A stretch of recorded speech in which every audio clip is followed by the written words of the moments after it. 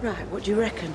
I think one final push and we might just have a majority verdict. Well, that would be great, but we've got to remember what the judge said. We need a unanimous verdict. OK, back to it. Right. I appreciate that some of us might be starting to flag. We're all keen to get home and all the rest of it, but come on. We owe it to Belle to make sure that we have considered every detail, that we've weighed up every testimony. Of course. Right, but there's still 4 of us standing in the way of an early finish. Just saying. And I wouldn't exactly say early. Unless Team Tom has claimed anyone else in the break. I'm sorry, I'm not sure what you're implying. Not implying anything. Kenneth, perhaps you have something you might like to add? No, I don't think so. Not at the moment. In that case, then, can we concentrate on life after the marriage breakup, which for Tom meant Amelia, and though they're no longer together, she clearly has no issues with the way he treated her, given that she's a witness for the defence. I appreciate this must be a difficult situation for you, Miss Spencer, so I'll try and keep my questions to a minimum. In the time you and Mr. King were together, was he ever physically violent towards you? Well, no. How about his relationship with your daughter, Esther? Any concerns for violence there? No. He was actually always really good with her. Turning now to the day the defendant ended up with an axe in his back. I believe you helped orchestrate the meeting between Mrs. King and her husband. What would you say your motives were at the time? He wanted to speak to her because she was going to go to the police about him. So you spoke to Mrs. King and said what exactly? It's important for you to be as accurate as possible here, please. I told her that I wanted to talk to her in private. Would it be fair to say that you purposefully allowed Mrs. King to believe that you had something to tell her that might add to her allegations against her husband? Yes. But in truth, you didn't believe her allegations, did you? Again, a simple yes or no will suffice. No. I imagine you might have had cause to reconsider your ploy if you'd known the man you were in a relationship with, the man you very much believed to be innocent, would end up with an axe in his back. I wasn't there. I didn't see what happened. It was just Tom and Belle. They're the only ones that know what actually happened, but... Thank you. No more questions. Anyone else find it odd that Tom is in a relationship so soon after the split and with someone Amelia's age? Well, maybe he just wanted something a bit less complicated after all he'd been through. Or maybe someone young and naive enough to believe him over the woman he put through hell. Oh, you make a good point. I mean, if Tom is as controlling as you say, then Amelia would be perfect. Young single mother struggling to make ends meet with no real family near her, unlike Belle. And just because Tom didn't abuse Amelia, and let's be clear, we're not certain about that, doesn't prove that he didn't do those things to Belle. Domestic abuse can and does happen to anyone.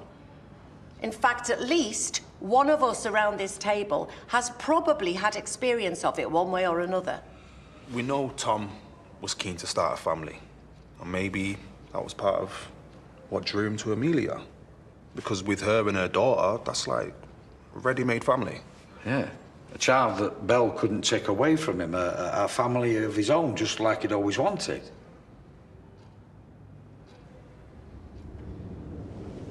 When I found out we were going to have a baby, that we were going to be a family, it was everything I ever wanted. What I thought we both wanted. Then came the news that your wife had miscarried. Suddenly, everything I'd imagined, everything I'd dreamed of was gone. I was devastated.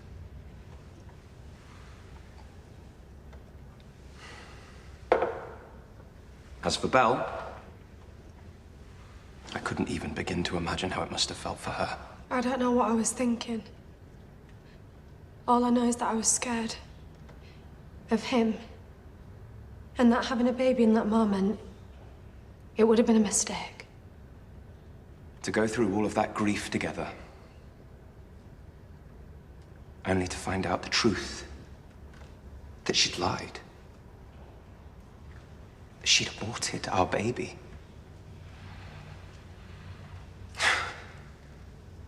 Well, that's when I realized that our marriage was over. She lied to him over and over, and they weren't just little lies. I mean, all right, if he was controlling her or abusing her or whatever. That's still abuse, Carl, just to be clear. Yeah, but it doesn't make it right, does it, the things she did? Lying, the abortion, the pill. Do you know something? I'm just going to get some fresh air. What, you don't have an opinion? My opinion is irrelevant. Nothing Belle did was criminal. No, it was borderline psychotic, and that fits the profile. She clearly wanted to hurt him. No, Carl. She clearly loved him. But at the same time, she was scared. Scared of making him angry, scared of upsetting him. Scared that people would find out who the man she loved was really like. But most of all, she was scared of what he was capable of. Can you imagine what that's like? And each new day that passes while she tries desperately to think of new ways to keep him happy, he gains a little bit more control, climbs a little bit further into her head, till one day, she can't remember what life was like before he was there.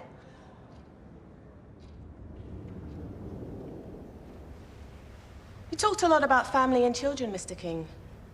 Would you say that family is important to you? I had wanted one of my own, so yes, I would say so. You stayed with your uncle and his family after your relationship with Mrs. King ended. How was that? I was grateful to them for putting a roof over my head, if that's what you mean. I wonder, did you still feel the same way after you found out that your aunt had taken your young cousin to tell the police what he told her? How you hounded and terrorized him over the whereabouts of a tablet computer. The very same tablet you'd in fact told the police you'd lost. Because I had. Or perhaps more accurately, attempted to dispose of. How must it have felt, do you suppose, for a young boy to unwittingly stumble upon his cousin smashing up said tablet in a fit of utter rage? As I said to the police, that never happened. I wonder what was on that tablet to have provoked such extreme behavior. It's rather a pity that your uncle's home wasn't rigged up with cameras too. Start with the puppy cam. Then there's the CCTV cameras monitoring the outside of the house, the motion sensors fitted to all the windows. It's not a crime to be security conscious. How about the tracker you secretly installed on your wife's phone? And the tiny, almost undetectable screw-head cameras you concealed in every room, including the bathroom. Did your wife know about those too? The same cameras responsible for the video footage you hid from the police on the tablet you claimed you lost. Again, it's not a crime to install cameras in your own home. Except it was no longer your home, was it? Those cameras were in fact installed after you had moved out, after your marriage had ended. No. Fortunately, the police were able to recover your missing tablet and its contents. Video footage, all indeed recorded after you had moved out, proving beyond all reasonable doubt that not only were you lying to the police when you claimed you had only installed one camera, of which Mrs. King was aware, but that you knowingly withheld evidence. Ladies and gentlemen of the jury, ask yourselves, are these the actions of a man whose only motivations were safety and security? After you've considered that, ask yourselves, just what else might Mr. King have lied about today?